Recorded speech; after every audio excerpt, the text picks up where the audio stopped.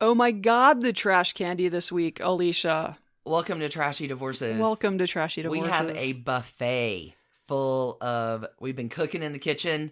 The heat has been on. Yup. Cooking the trash candy for this very festive Thanksgiving week episode.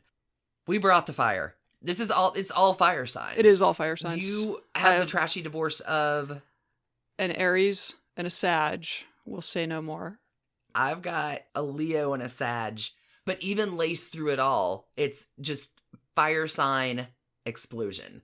This week, it is the trashy divorces of Alec Baldwin and Kim Basinger, Melanie Griffith, Don Johnson. It's really like 80s, 90s Fantasia this week. But these are significantly trashy, very funny in a lot of ways. Mine got married and divorced twice. These stories have everything. Yup. And yes, I know The Heat Is On is from Beverly Hills Cop, but y'all, these stories do not get any hotter. Speaking of hot. Hey, Patreon this week. Trashtrology dropped. Hey, our Trashtrology last of our dropped. fire signs. Sagittarius dropped this week. What else happened on Patreon? Ooh, Trashy Politics. Yeah, it covered Jim Jordan, the jacketless wonder of the impeachment inquiries. Jacket, man. He's really gross. He was so much worse than I knew, which I say all the time with this project. So, on Side Piece this week, you had a good one. It was good. Diana Ross and Barry Gordy and their love affair. It's hard to determine who was the side piece in that one. True story. Oh, Prince Trashy Andrew. Tidbits. Prince Andrew got grounded. Grounded by mom. It's the truth. I think we have some Magic Mirror shout-outs to give for our new patrons over on patreon.com/trashydivorces, yes? Thanks, y'all, for joining us over there. We are so thankful and grateful. Big shout out to Jessica L., Heather, Allison P., Lola, Kesha N., Rochelle E., Edria R., Peggy C., Teresa B., Abby Y., Amanda R., Megan K., Erin, Rhiannon W., and Sarah P. Thanks, y'all, for joining us over there. We hope you are having a delightful time. Yeah. Okay, unbutton your pants. Get ready. Yeah. To make room for your tryptophan coma of trash candy. Trash candy. You ready? Let's go. Go, go.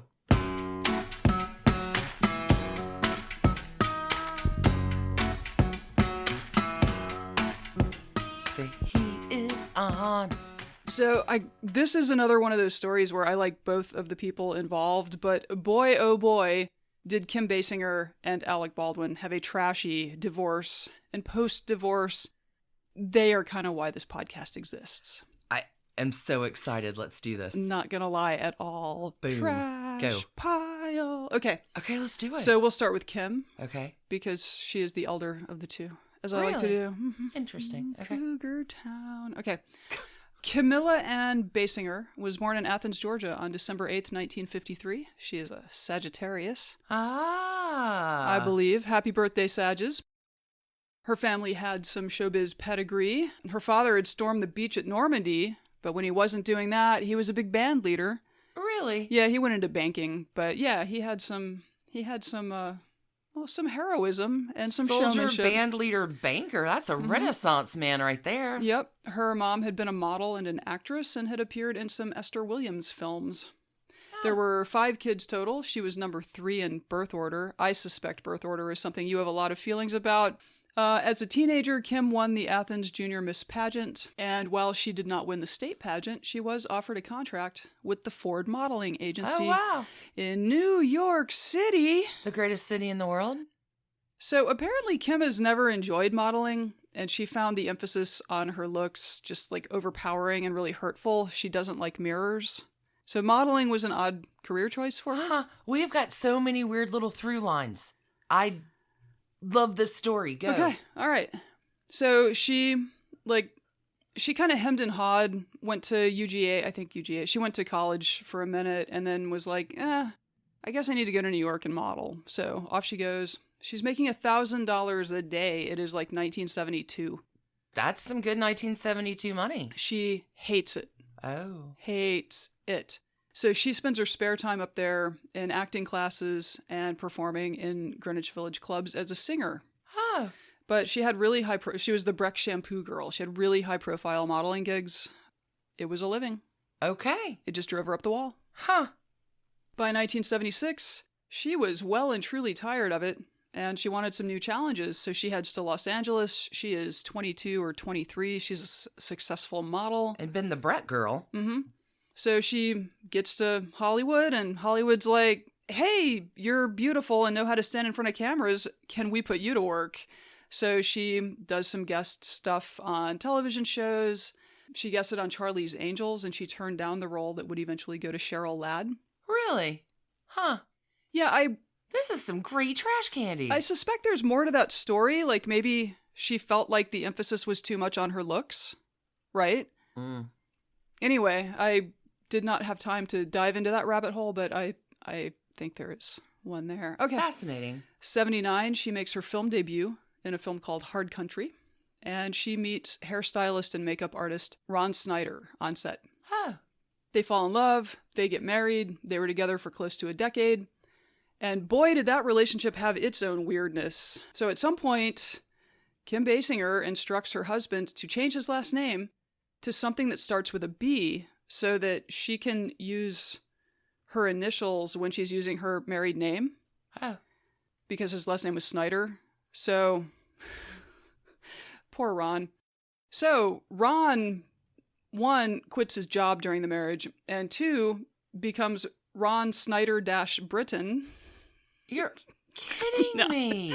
I'm not. He gives up his career and then gives up his identity. It is a thing women have been doing always, but it's... Anyway, she eventually... Or just be a Lucy Stoner and keep your name. What is it, Matt? Not a clue. Why does she need to worry about if she likes KB? Georgia girl. I don't know. I've signed my initials that way since I was 5 years old, and I'm not changing. Weird. Yeah. Okay. Yeah. But it was the 70s as well. Georgia girl, 70s. I don't know. I bet her mama had some thoughts. That's my guess. Anyway. All right. So obviously that relationship was built to last. Go with the gist. By the early 80s, she had landed a gig as Bond girl Domino Pitaki, whatever, opposite Sean Connery in Never Say Never Again. Oh, fantastic. The release of the film coincided with Playboy publishing a shoot they had done with her in 1981, and the combination of a highly successful movie and a high-profile Playboy spread worked some magic on her career. A year later, she's nominated for a Golden Globe after starring with Robert Redford in The Natural. Oh, wow. She starred in the erotic drama 9.5 Weeks, which didn't do well in theaters, but was a big hit on the newfangled cable television device and the home video markets. Again, like one thing I'm learning from this podcast project is all of the ways I hadn't really realized what we would call the content universe expanded, opening like just avenues for like people to make more stuff. Thanks, Blockbuster. No, seriously, thank you, Blockbuster. Thanks, Blockbuster. Yeah, for real. Yeah. Thanks. My God, I loved that place back when that place was relevant. Okay, so Kim Basinger closes out the decade playing photojournalist Vicky Vale in Tim Burton's 1989 smash hit take on Batman. Oh, I remember that. Yeah, there we go. Mm-hmm. Starred opposite Michael Keaton and Jack Nicholson. This movie grossed over $400 million, and it remains her best-earning film. Wow. She also closed out the 80s by leaving first husband Ron. Oh. Who wrote a book about their relationship afterwards and said that she had an affair with Richard Gere when they filmed No Mercy together in 86. Whoa. Kim left him for John Peters, the guy who produced Batman, and she would later date Prince. Oh. Well, that's some fancy dating. Yeah, so we're going to park Lil' Kim at the Trashy Divorces Depot for a minute and introduce our trashy contestant number 2. Oh. Alexander Ray Baldwin III. Yes, he's one of those. Was born on April 3rd, 1958. He is an Aries. In Amityville, New York. Yes, that, Amityville. Son of a teacher and a football coach. There were 7 kids total, so you probably won't be shocked to learn that the family is Roman Catholic. So, okay, but back to the birth order thing. That means he is number 1 of a gaggle. She's mid-pack of a gaggle, So middle and young, it's birth order is a weird thing. Sure. We may talk birth order one day. You know, Putting a pin in that. do trashy birth order later on Patreon. I don't know. Okay. So Alec played football in high school. He worked as a busboy at Studio 54 for a while. Nice. Just interesting. You know, he starts college in D.C., and then he transfers to NYU and studied acting at the Lee Strasberg Theater Institute. Like you do. Like you do. Sure. Yeah, like you do. Natch. So, you know, he's in New York. He's acting. He gets soap opera parts early on. Okay. He played a character named Billy Aldrich on NBC's daytime soap The Doctors, which I do not recall.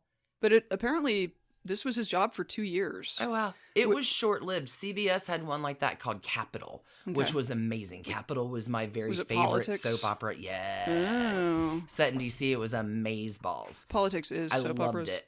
And then it ended. It was like a 30-minute one. My favorite soap opera character of all time was on Capital, Sloane, with an E. I thought it was the coolest name that ever had happened. Oh, except for Betsy Andropoulos on As the World Turns that Meg Ryan played. Never mind. I digress. I think Sloane was also the name of Ferris Bueller's girlfriend in Ferris Bueller's Day Off. Probably was. Okay. Okay. The Doctors. Soap opera actor Alec. Alec, soap opera guy. Goes on to have a role on Knots Landing, and that was prime time, Really? right? Yeah. Yeah. Okay, Yeah. that was like another network's competition with Dallas. Yep. Okay, because back in the 80s, Or everything... Dynasty. That was the thing. Everything was a soap opera. Yeah. Okay. So 1986, he adds Broadway to his resume. And then by 88, he had broken into film in a big way. He had parts in Beetlejuice and Working Girl with someone we'll hear about shortly.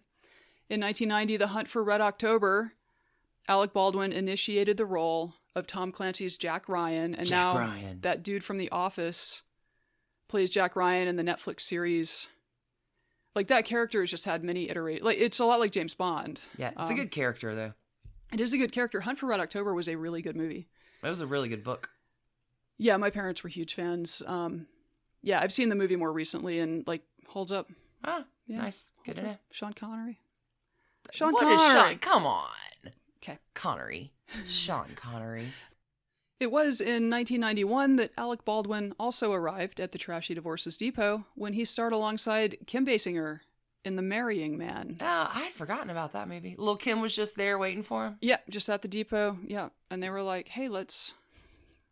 Alec Baldwin was suddenly a man in love. And apparently the first time they met, because like the producers had everybody out to lunch at some restaurant in LA, the first time they met, Alec Baldwin was like, so, do you want kids? And then, like, I don't know, called her friends and said, I'm going to marry her. So, like, totally not coming on too strong or nothing. While Alec definitely came on too strong, there was also this undeniable just sexual energy on set. Just, I mean, the tension was, okay, here's what a crew member is quoted as saying. You could feel the sexual tension between them. It was like a heat-seeking missile had been fired. Now, the problem with this is that the effect it had on set is that they would go from being, like, completely in sync to being, like, gladiator-level competitive. So this crew member goes on to say, you've read about all the tantrums, the chair throwing, the phone smashing. Living it was 100 times worse. If Baldwin slammed a door, Basinger would slam another door harder. It was like they were two little kids having a contest to see who could be the brattiest. Wow. Importantly, Kim wasn't really into him. She was still reeling from her split with Ron and was trying to focus on her career, but Alec would not be deterred. Ooh. And apparently this whole, like, do you want to have kids thing, that's his opening move, because he did that with his current wife, too. Oh. Somehow it works. Sometimes. It's a guy who he runs into women and he ran into her in a restaurant and like he was just looking at her the whole time. They were at separate tables, making eye contact during dinner. And then when he got up to leave, he walks up to her and is like, takes her hand and is like, do you want to have kids? Or something approximately like that. I don't know the kind of girl that works on. Whoa. 2 of his wives, apparently. Wow. Okay. So, back to, the 90s, Alec convinces Kim to date him. And then I guess that works out okay. Okay. for a while. And so then Alec ups the ante and starts talking marriage. And she's like, I don't know. I don't know about marriage. And then I guess he talked her into it and she agrees. And so they get engaged in 1992. And then Kim learns that Alec has had dinner with his ex-fiancée. And so they get unengaged in 1992. She is quoted as telling Alec, "You're history now. The wedding is out the window," which seems fair. Tossed. So they smooth things over because apparently Alec Baldwin is charming as fuck in person until you get to know him. Okay. So, you know, they're back together. They're not engaged, but then Kim genuinely hits a rough professional patch. So I don't know if you've seen a terrible movie called Boxing Helena. It's a pretty terrible movie. Terrible movie. I saw it once back in like the late 90s, maybe. I missed it when it was first run. Because I think everyone missed it when it was first run. Blockbuster. That's all I'm saying. I remember it being very, very bad. It was terrible. I mean, that is my recollection of it. I mean, bad movies get made all the time. Sure. Okay, so Mainline Pictures sued Kim because she had allegedly made a verbal agreement to star in Boxing Helena, which again was a terrible movie. And then she had pulled out. So she said, like, no, I never, like, the more iterations of the script I saw, the more people I showed it to, the more I was like, this is terrible. This is going to be a terrible movie. Yeah, Madonna was also on the list for it as well at one point, I think. Mainline ended up winning an $8.1 million judgment against Kim Basinger. Holy cats. Which, of course, prompts her to file for bankruptcy in mid-1993. She appealed. Ultimately, there was a settlement for a mere $3.8 million. But, like, there were terrible headlines about, like, the out-of-control deal-making situation in Hollywood, and somehow she ended up being the bad guy here. And, like, it was just a thing. She had bought that town in Georgia, Brazelton, and she had to sell that off, and that caused a bunch of problems in her family. Like, the whole thing was... It was awful. It was a no-good, terrible, awful year for her. Wow. And...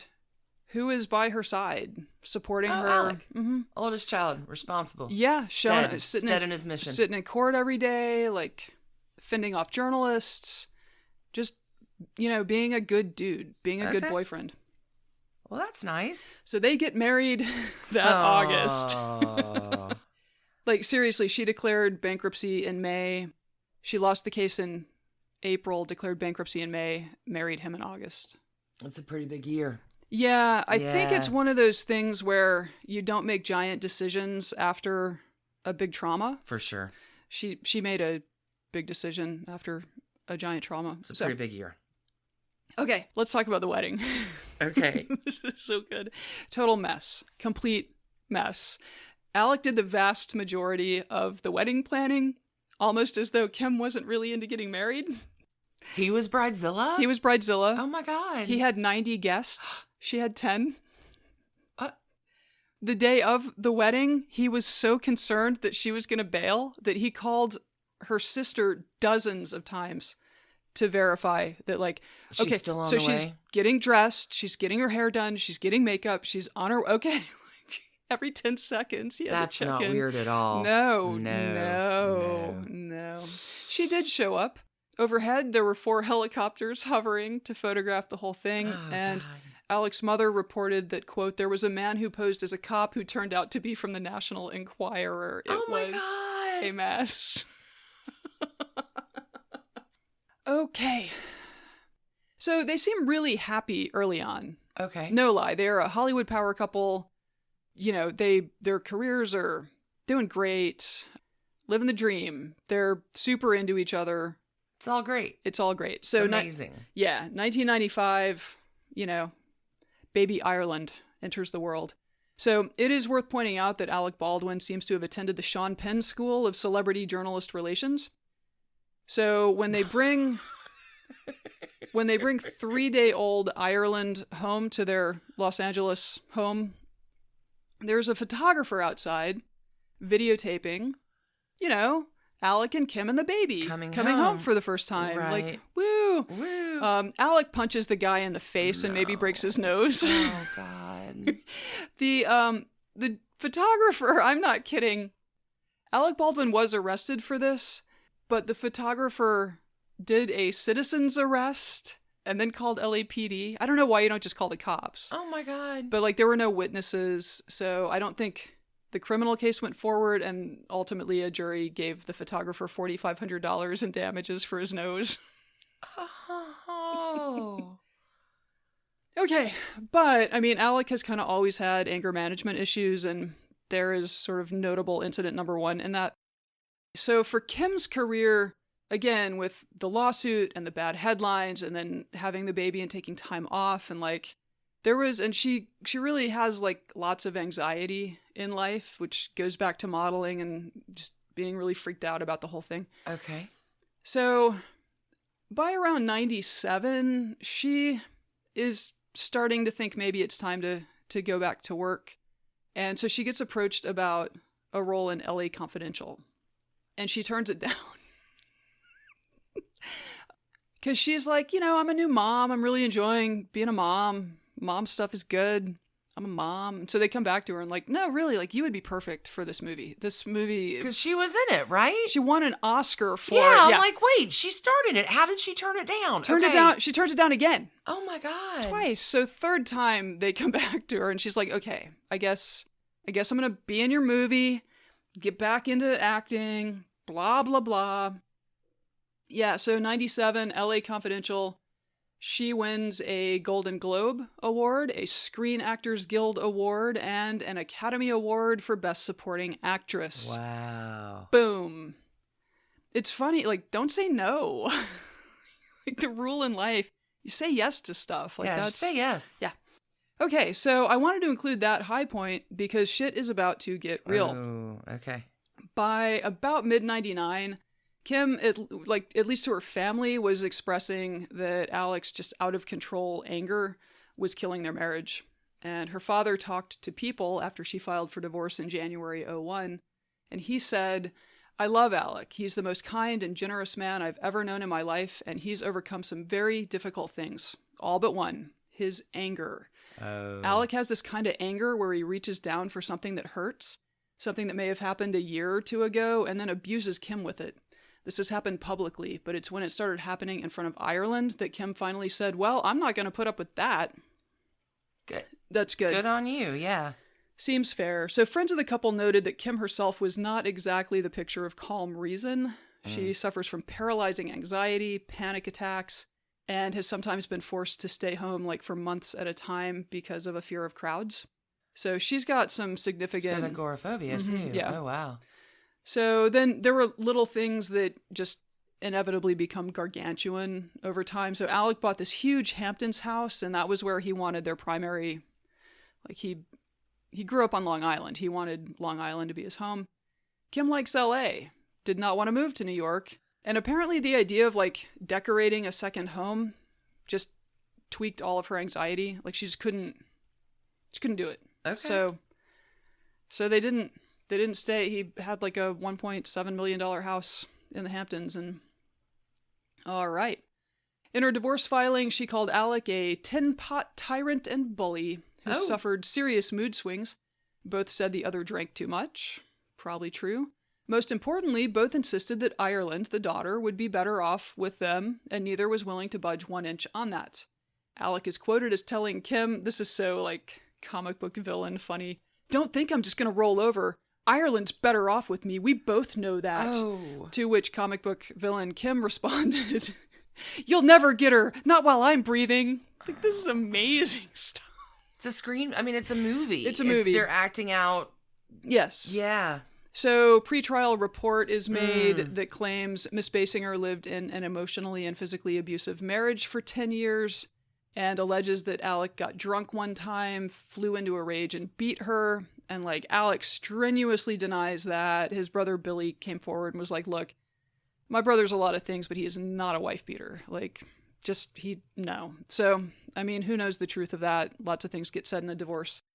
So, neighbors of the couple were all too happy to spill about the fights they had seen in public. Oh, no. Typically involve Alec screaming at her in coffee shops and restaurants while she sits there with her head down and takes it. Like, just gross. Yeah, you wonder why she hightailed it out of there. Yeah. Caught her midnight train from Georgia. Right. So geography definitely factored into the wild custody battle that would follow, because obviously Ireland and Kim were living in LA and Alec mostly wanted to live in the Hamptons. So, you know, he's super rich. One of his big complaints is that he had to buy a home in California in order to stay involved with his kid. Go find a home, dude. Yeah. These are really sad rich people problems. Yeah, and like stuff goes really badly in this case, don't get me wrong, but he's worth $65 million or something. And I know he was not always worth that much, but you can afford a home on both coasts. Also, it benefits your career until to have your kid turns 18. A home on both coasts. Yeah, you have a place to. Yeah. Oh, cry me your sad river, Alec Baldwin. Okay. In 2002, they reached a series of agreements related to Ireland's custody. Alec agreed to get anger management counseling, to enroll in parenting classes. That is a healthy, good first step. And to only make phone calls to Ireland in a couple of set windows each day. He was not allowed to call Kim at all unless there was an emergency. And she agreed to install a private line into Ireland's bedroom with an answering machine on it. He paid for both. She was also supposed to summarize Ireland's activities into a weekly email to Alec. Perfect. And under court order, Alec then had 48 hours to respond to the email with any, quote, reasonable inquiries. Wow. This is what happens when adults are not adulting appropriately. Not at all adulting. Additionally, Kim's nanny was officially prohibited from monitoring the conversations between daddy and daughter, as apparently Kim had been making her do. Oh, God. These two. Okay, so just a bit of color, because I love this detail.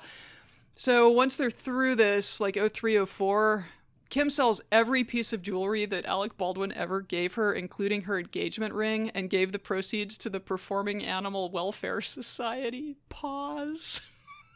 Oh, that's amazing. 2004. Holy cat, this story is... It's so good. Amazing. Alec goes back to court to complain. This is so... Oh my God, seriously. This must have been awful for everyone involved. Also, just gonna laugh my ass off about it. Not funny then. Funny now. Not funny now for them, I'm guessing. But okay, so 04, Alec goes back to court, complains that he was banned from Ireland's 8th birthday party at Kim's house, even though Ireland wanted him there. He complained that this is so gross, he had to get a court order in order to take 7 or 8-year-old Ireland to the premiere of his film, The Cat in the Hat, which is a children's movie. Sure. So they're just going to bicker. Everything. Everything. Yeah. Yeah. Like she has... Buy a new coffee. It's just exhausting. Yeah. You can't buy a new kid, but you can don't... Well, yeah. Don't use your physical custody of the kid to be like... No, your father can't take you to the children's movie he starred in and maybe took the part in because he thought it would be cool to go to the premiere with you. Wow. Oof. Okay. October 06. We are nearly to the end of this, I promise. All right. Alec hit a breaking point, the first of a couple that would matter around this time, and had Kim brought up on a dozen counts of contempt of court, arguing that she had repeatedly obstructed his parental access. His lawyer argued over and over Miss Basinger demonstrates that her resentments are more precious to her than the emotional well-being of her child. She wrote that Kim had, quote, so contaminated this child that she now doesn't even want to be with her father. It is clear she has started a war.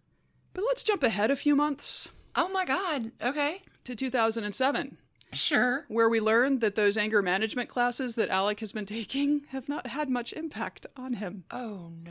It is April 2007, and at the prearranged time for the daddy-daughter phone call, oh God, Alec calls from New York to Los Angeles to talk to his daughter, who is then 11, and he got the answering machine.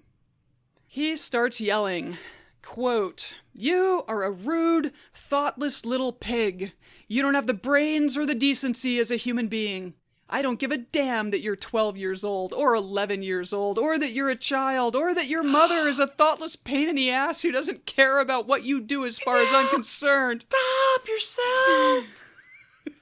Once again, I have made an ass of myself trying to get to a phone. You have humiliated me for the last time with this phone.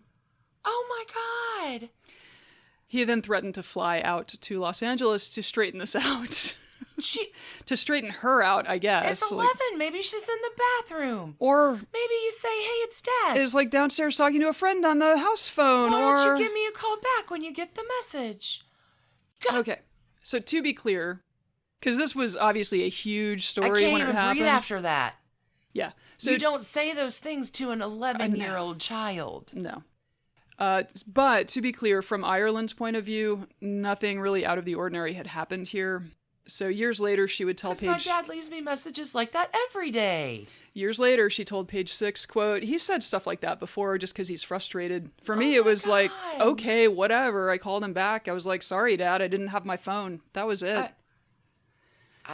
From Kim's perspective, however, she had just struck gold, and a week or so later, TMZ had this tape. Yeah. And the story was absolutely everywhere. Alec's visitation was rescinded. He just went into a tailspin, threatened to quit 30 Rock, and he was going to leave acting altogether. He swore he was never going to marry again because the wounds from his divorce and this years-long custody fight were too deep. He said he'd rather put his hand into a wood chipper. Cry me a wood chipper. Angry. You're joking. I'm not. He did say that. He would rather put his hand into a wood chipper than get married again. Okay, so Alec Baldwin's in a bad way.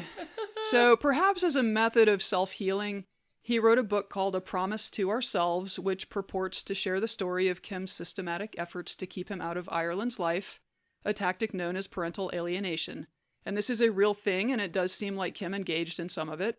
And eventually, the scandal blew over.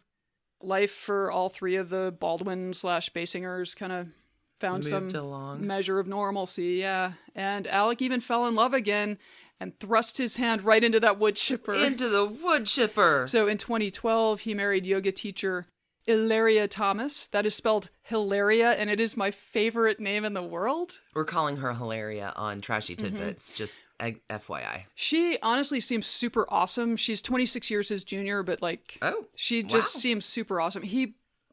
Do you want to have kids? He had to get someone younger. Oh, God. She did. They have 4 children.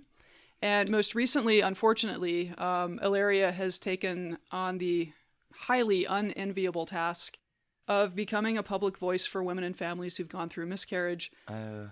She's had 2 this year. Oh, wow. Yeah. That's terrible.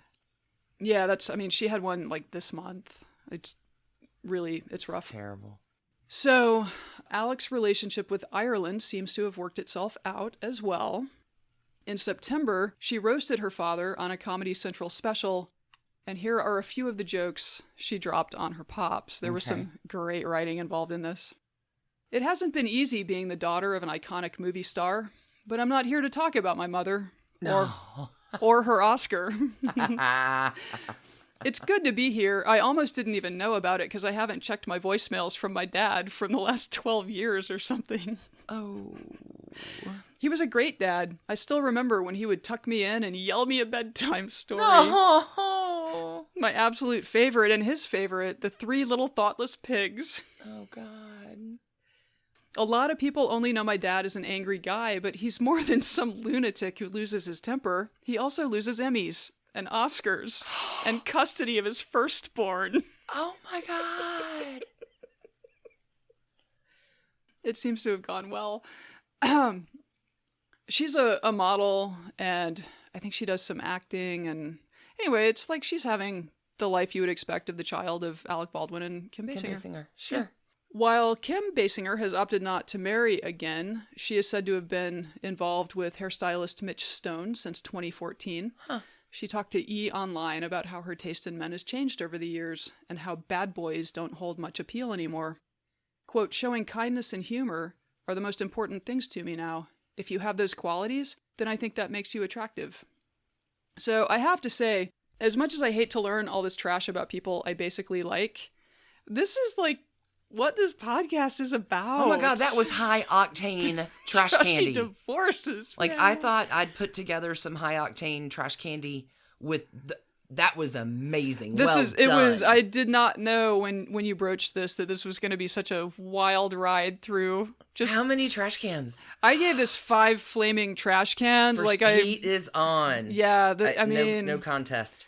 Yeah, it honestly, the fact that these people have enough money to continue being at war with each other for years makes everything that's another of the morals here of the story is enough money just makes this stuff unbelievably horrible. And that is what happened here. That's a hell of a trashy divorce. Yeah. A+. So great. There we go. Baldwin, Basinger, bad. It's all the initials you need to know. Let's take a break. Wow. Back in a moment. Heat still on. Hey friends, we hope you all can join us Sunday, December 29th. Live show in Atlanta at Venkman's. It's a very trashy New Year. Oh my gosh, y'all, we have a great lineup planned. Some games, some prizes. Hey, hubbies out there listening, get your wives tickets for the holidays. It'll be a total trashy surprise. Yep. If you can't join us in Atlanta, be sure to head on over to trashydivorces.com, take our quick survey, and let us know where your town is. We are looking at prospective dates and can't wait to see you in Atlanta or your town coming soon. Stacie, where can people get tickets? Venkmans.com, and check your show notes. I'll have a little link that takes you directly to the ticket page. Fantastic. Yeah. We can't wait to see you in Atlanta. We can't wait to see you. On December 29th for a very, very trashy New Year. Cheers, y'all. All right, Alicia, you have another set of hits from the 80s. Greatest hits. I got a hell of a love story between... But that's not what we're here for. Melanie Griffith and Don Johnson. A love story between these two. There's a love story with all kinds of other people, too. I hope that y'all saved room for seconds on your plate full of trash candy, because it's our juicy holiday podcast episode. All right, you ready? Melanie is a Leo girl. She's born August 9th, 1957. She's the daughter of Tippi Hedren, who is the manic pixie dream girl of Alfred Hitchcock. Okay. Vanity Fair says it best from a piece in 1989 by Jesse Kornbluth. So I'm just going to quote here, talking about Melanie. She is Tippi Hedren's daughter, and in Hollywood, that has a meaning everyone understands. For Hedren was Alfred Hitchcock's most hapless victim, a model whose blonde hair and cool sexuality made her ideal for humiliation. After signing this neophyte actress to an exclusive 7-year contract, Hitchcock ordered new clothes for her, put her on a different diet, pressured her to dump her friends. He moved on to recommend martinis during their rehearsals for The Birds. On the set, as his passion escalated, he stared at her or whispered sexual hints. And then, a field day for Freudians, put her in a cage for an entire week of fighting off live birds. Hedren collapsed, but because she was divorced and had a child to support, she couldn't afford to quit. Hitchcock rewarded her spunk with the lead in Marnie. This time, he had her trailer set directly next to his bungalow. Late in the filming, the 65-year-old Hitchcock finally pounced. Hedren rebuffed him. Thereafter, for the duration, he called her, quote-unquote, that girl. His final revenge was to sabotage his film in the editing room, concocting a certain failure so he could ruin her career. Vanity Fair continues. In the middle of Hedren's 2-year Hitchcock horror story, her daughter had a birthday. Right on cue, the director had a present for 6-year-old Melanie. It was a doll of her mother, dressed as her character in The Birds, and set in a miniature pine box. This was more than one of the This is more than one of the maestro's macabre pranks. It was a blunt reminder to Tippi Hedren and her child that the man who provided the family income had the power of life and death. Melanie Griffith, no dummy, promptly learned to hate the movies. Good Lord.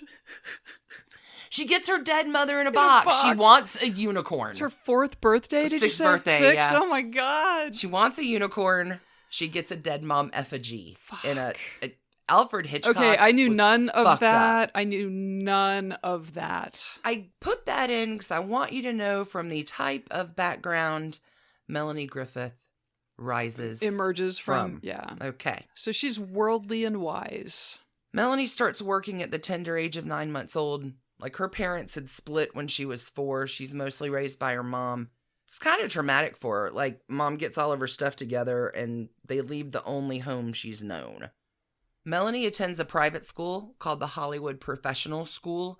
This is for kids wanting to be in show business. So they study in the morning and work in the afternoon so they can add stuff to their resume. Mm-hmm. She ends up doing great, like skipping a grade. She's mostly with her mom, but visiting her dad and his new wife as well, with her step-siblings in New York. So it's this bi-coastal childhood. Right. At 10, Melanie is going to start her long affair with the stuff, with addiction. With the stuff. You were like, with the movies. No, with the stuff. Okay. In this case, when it starts at 10, it's liquor. So she would drink wine, and she says it was, quote, like a soft drink. I was medicating myself so I could escape my pain and insecurities. In this same Vanity Fair piece, she talks about turning to substances instead of help. And she says, I was never loved unconditionally. Booze gives you a feeling, a physical sensation, a buzz inside your body that takes the place of something you should have had when you were a child. So let's pause sweet Melanie with the cocktail on the depot for a minute and talk about Don. Old Don. Donnie Johnson. December 15th, baby, 1949. He's a Sag. Hang tight on that for a second. Okay. Don is from humble beginnings. His dad is a farmer, a carpenter, an electrician. Like, his dad's Jesus. Like, he does whatever he can. His family's poor, so dad will work doing anything. And mom is a beautician. His mom, Nell, is 17. His dad, Wayne Fred, is 19 when he is born. So parents who, no clue what they're doing. Right. And trying to get by. Don is raised mostly in Wichita, Kansas. And in high school, he gets involved in the high school theater. Yeah, Natch. He plays Tony in West Side Story. Graduates in 1967. Donnie does a year at the University of Kansas, but drops out and heads to where it's all happening in the late 60s, San Francisco. Okay. I was like, Reno, Nevada? Where are we going here? Well, he may have stopped on the way to Reno. So Don marries his first wife and divorces his first wife in 1968. He's going to marry his second wife in 1973 and divorce her in 1973. Wow. Each of these marriages lasts no more than a few days. Like, they're done. His wives' names are not released publicly, but they are said to have respectively been a dancer and a rich bimbo. Okay. He loves not wisely, but too well. That's perfect. Set the gun on the stage right there. Okay. The setting is 1972, and let's talk about what happens when a Leo and Sag get together. 2 fire signs. Leo is affixed, Sag is mutable. So the fire signs are always going to be warm for each other. When they first start dating, their sexual relationship might be kind of a surprise. They're going to feel liberated with each other.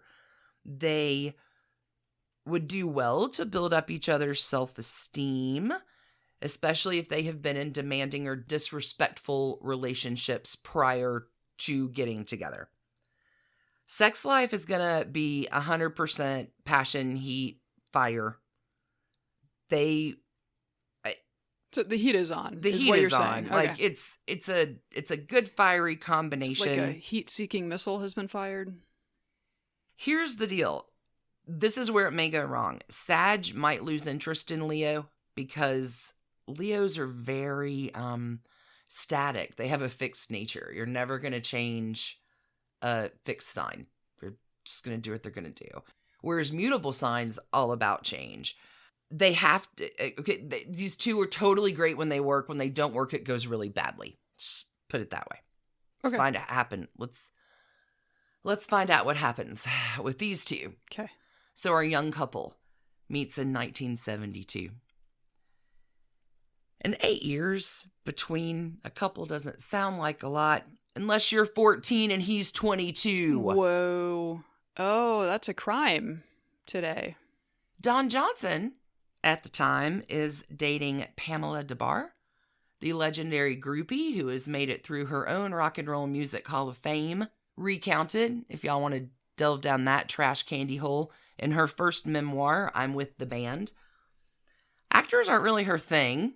She's a musician kind of chick. Yeah, he's cute, though. She says Don was worth the detour. She recalls, that guy was a hunk of burnin' love, a sex god. That's Sag. Sagmen or Sagmen. So Don, at 22, is like starring... a subset of our captive husband listeners who were just like, yep. Yeah, I am. Yep. Yeah, I am. There's something to... like. Never mind.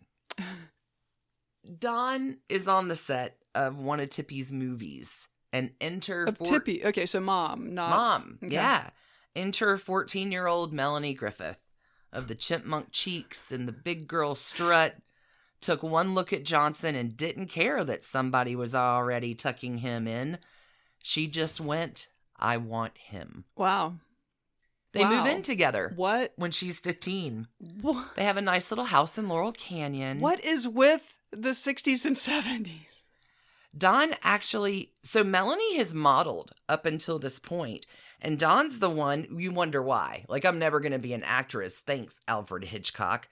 But Don gets Melanie into acting, sets her up with a thing that she thinks is a modeling gig, but it's for a part in Night Moves. And she's modeling at the time, and acting doesn't impress her much, but it'll get some bills paid. It's not ever what she intended on doing. They get engaged when she turns 18. They get married in January of 1976. They fly to Las Vegas. They get married at the Silver Bell Chapel at 11 in the morning in blue jeans.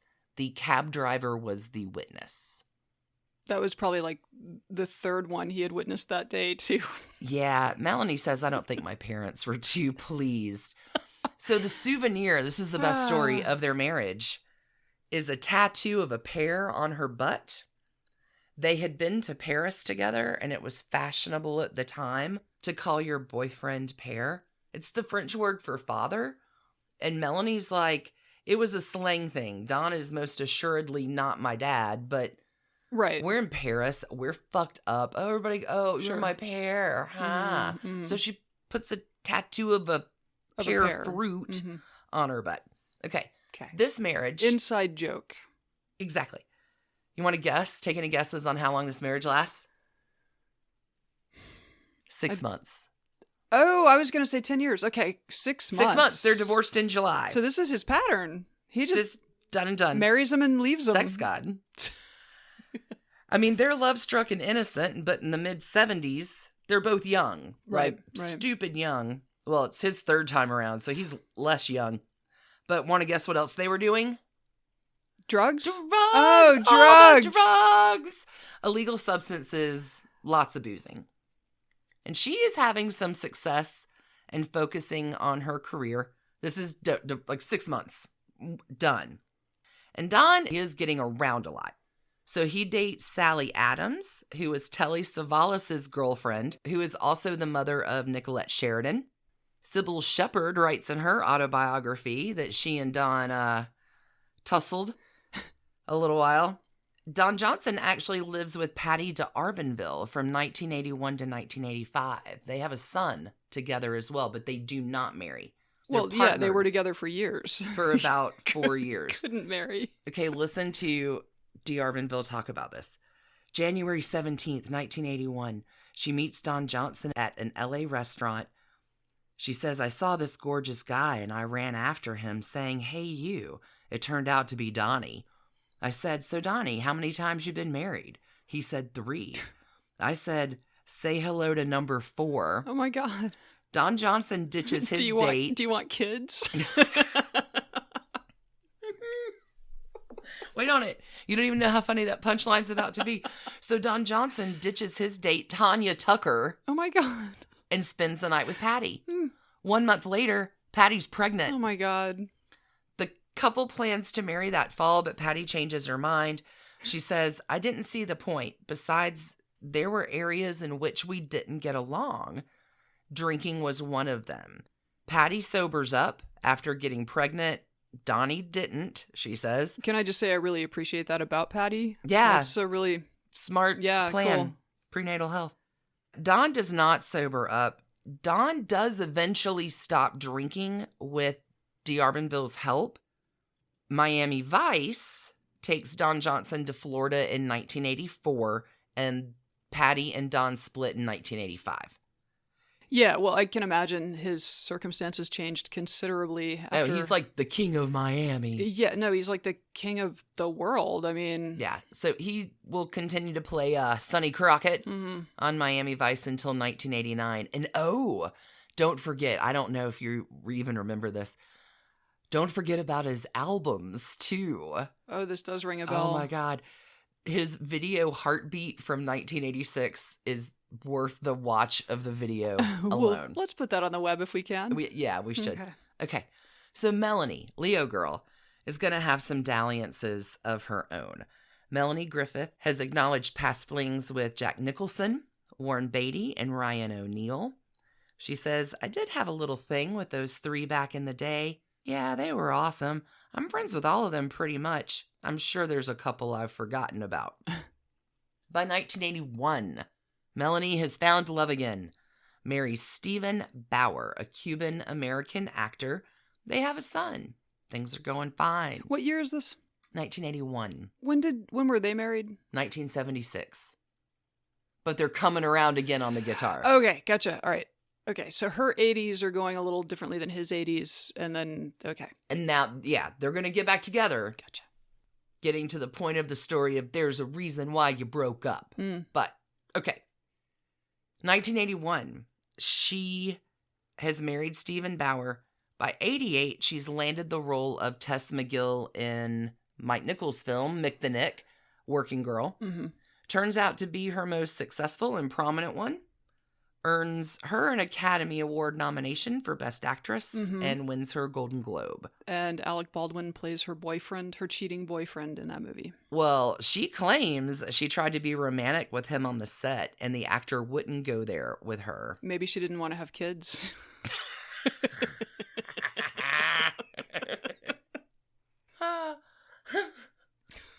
Opening move. Bold play. Also on the set, Melanie's showing up drunk. And Mike Nichols is like, hey, we need to talk. And he kind of sets her straight on getting through the movie, and you need to get some help. She says, I wasn't concerned for my future. She is turning to substances to calm her anxieties and fill a void that has been there since she got her mom's effigy in a coffin. Her mom's corpse. Okay. Well, fake corpse. Her mom's Hitchcock corpse in a coffin.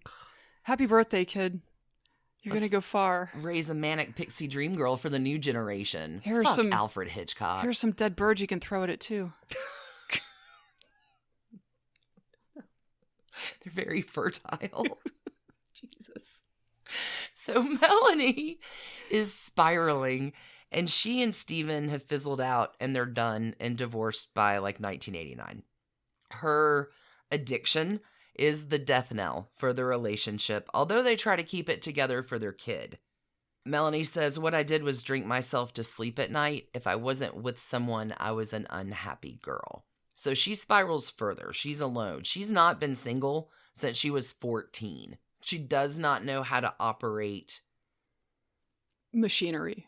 Being her own soulmate. So what does she do? She reaches out. Oh no. She gets drunk. No, don't drunk dial the X. Drunk dials the X. Damn it. Dawn at this point has been clean for like 5 years. Dawn convinces her to go to rehab. Okay. This is actually good. This is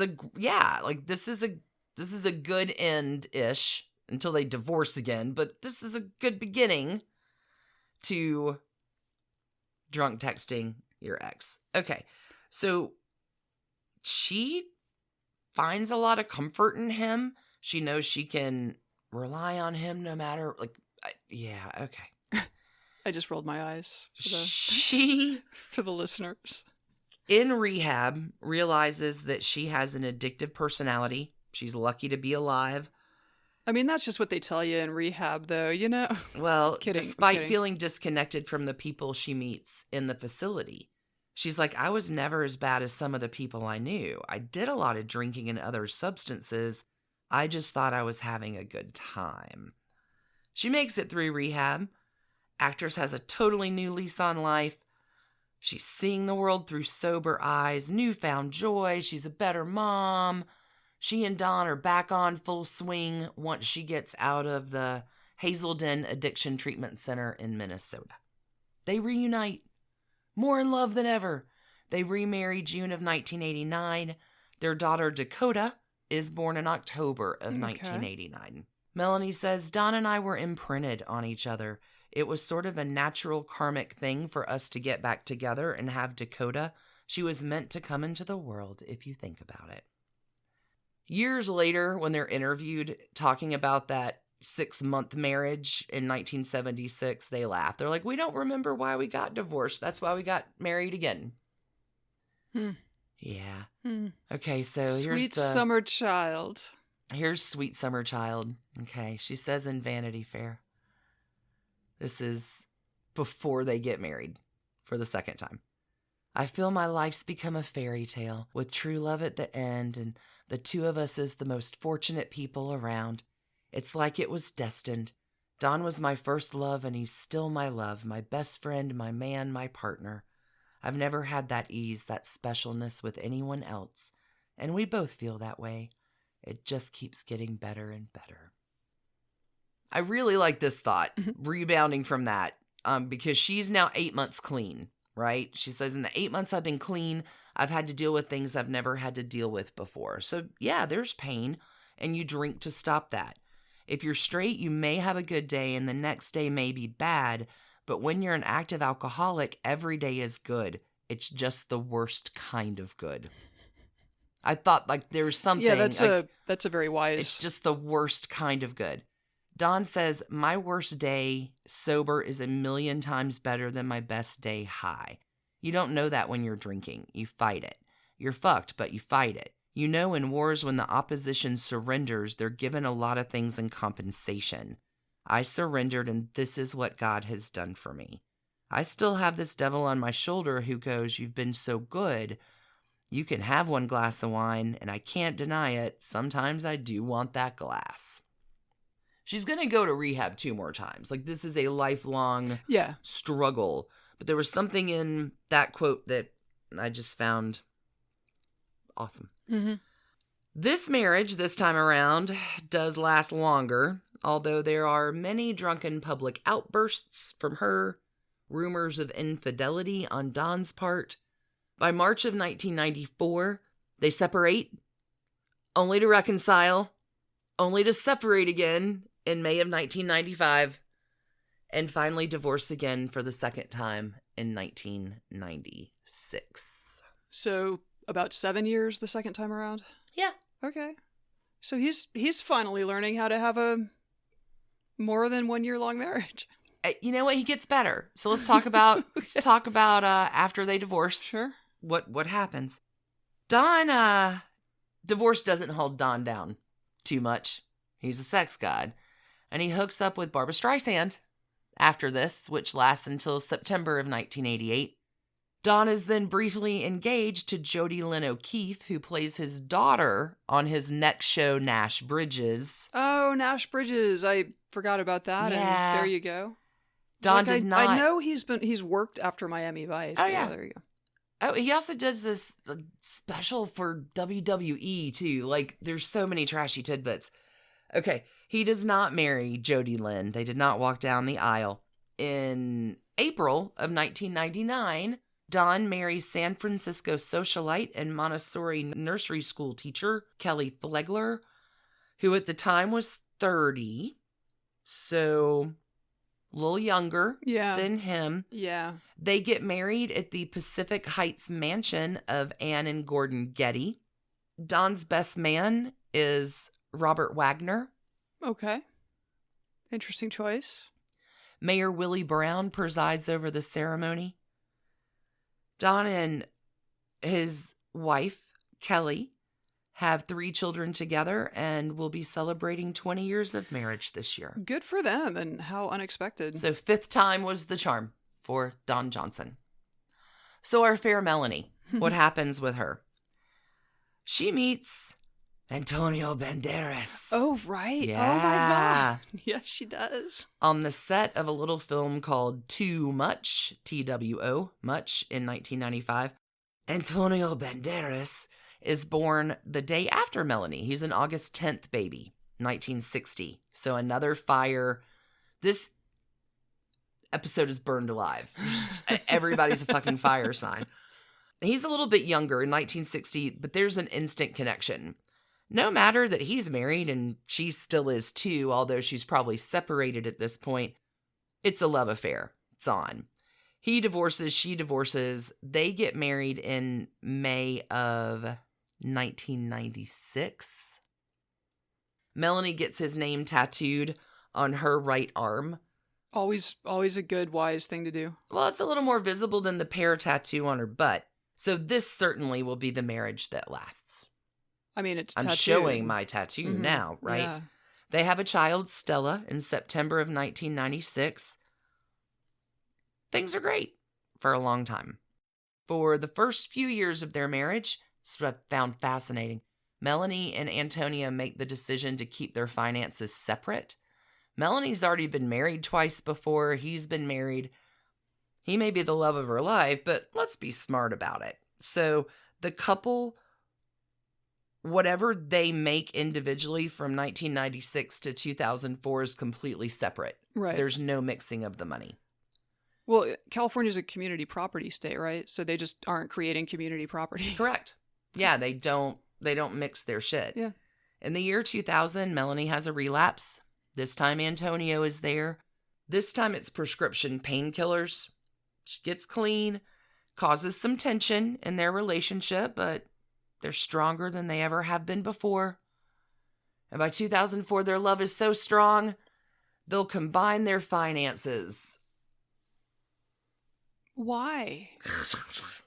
8 years on? Why would you do that? I don't know. They do. Which, just like that tattoo on your arm and combining like the writing's on the wall. Yeah. I mean, it takes a little bit longer. It takes another 10 years. By June of 2014. Oh, okay. Yeah. I was thinking like by, 2009 they were out, but okay. No, it's weird to me. You don't sign a prenup 8 years after you've been married. And okay. Yeah. By June of 2014, Melanie files for divorce after 18 years of marriage. Porter magazine publishes an interview with Melanie, who opens up about the recent divorce. She says, "I think a part of the reason my marriage to Antonio fell apart was because I was stuck. Nobody else is to blame. It's just that I personally got stuck, and I won't let that happen again. I want to enjoy life. I want to do whatever I want to do." What she's up to now, she's pretty shy with men. She hangs out a lot with her friends, who, totally on Trashy Tidbits this week, one of her new BFFs, I'm not lying, is Kris Kardashian. I can't make it up. Just nope. Antonio and Melanie are still good friends. She's 4 failed marriages, mothering children. Melanie admits to feeling very pessimistic about future relationships and claiming more than ever she just wants to make it on her own. Sorry to interrupt, but to tie this back to the Kathy Griffin story that we did, your Kris Jenner comment, Kathy Griffin was having dinner with Kris Jenner and Melanie Griffith when she found out that the Trump photo had gone viral. It is so crazy. Like, this is the spider's webby. Mm-hmm. Yeah. Okay. Melanie is asked what is her best advice for women learning how to be single and make it on their own. Don't get married. There's no need. You don't need to get married to have a child anymore. It's not like there's a stigma on the child in getting married. You either go through the whole bullshit of a prenuptial, or if you want to get divorced, then you don't have a prenuptial, then wish you had a prenuptial. Melanie reveals she's serious about following through with her advice. She intends on never tying the knot again. Hand in a wood chipper. Why not enjoy the other person and have a good time and do whatever? Live together, don't live together, but marriage seems archaic to me. I don't think it's relevant for anyone anymore, but especially if you're 60 and you have 4 kids and you're living the life you've always wanted, then why get married? It's like, I'd love to fall in love and have a romance, a relationship, but I haven't. I keep looking. I've had a couple of lovers, but not a relationship. She doesn't want to try dating apps. She thinks they're tacky. She says she can find someone on her own. But if you know of anybody, please tell me. I don't know. This whole story was amazing. So, married when they're babies, break up, remarry again, break up, only to... So trashy. There's a reason why you break up. Happy they have their child. Oh, sure. Awesome. No, I mean... she's an actress, too. What would have been sort of icing on the cake is if the second marriage had also lasted 6 months. Like... For him, the 5th time was the charm, and after 4 for her, she says no more. As trashy divorces go, in the court battle-wise, like the trashy part is her struggling to overcome her addiction and not being able to date someone who's not a fucking fire sign. So, still pretty much on fire, but I think less trash cans than yours. I'm going to go a solid 4. Okay. Solid 4. That seems good. With a turkey sandwich left over. On fire. Can we give Alfred Hitchcock a week full of trash cans in a cage? Pelting him. fertile trash cans in a cage. God, that's the trashy divorces of Melanie Griffith and Don Johnson. Yeah. Woo! That's so good. I had no idea that she was Hollywood royalty. Oh, yeah. It's really funny. I also had no idea that Don Johnson was from Wichita. Humble origins, man. And that wraps up another educational and trash candy filled week on Trashy Divorces. Yeah. Hey, this week on Patreon, I'm so freaking excited. It is my JFK assassination week. Tuesday, I have an episode with everything. It's a bonus trashy divorce. It's true crime adjacent, and it's a side chick.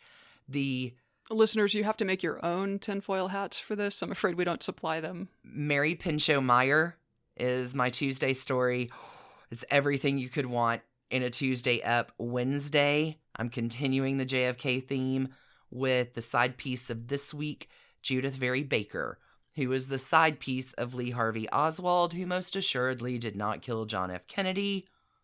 Because it's the anniversary of JFK's dirty murder this week, it's a whole Patreon arc. And I can't wait. Yeah, and please keep sending us your trashy divorces or your parents' trashy divorces. Oh, yeah, or listener letters. Your best friend's trashy divorce or, yeah. Coming up for a special Thanksgiving drop. Because we want you to have a happy Thanksgiving, so we're going to give you content that you can stick in your head instead of your family. Don't stick your family in your head. Don't do that. Y'all, happy Thanksgiving. Mm-hmm.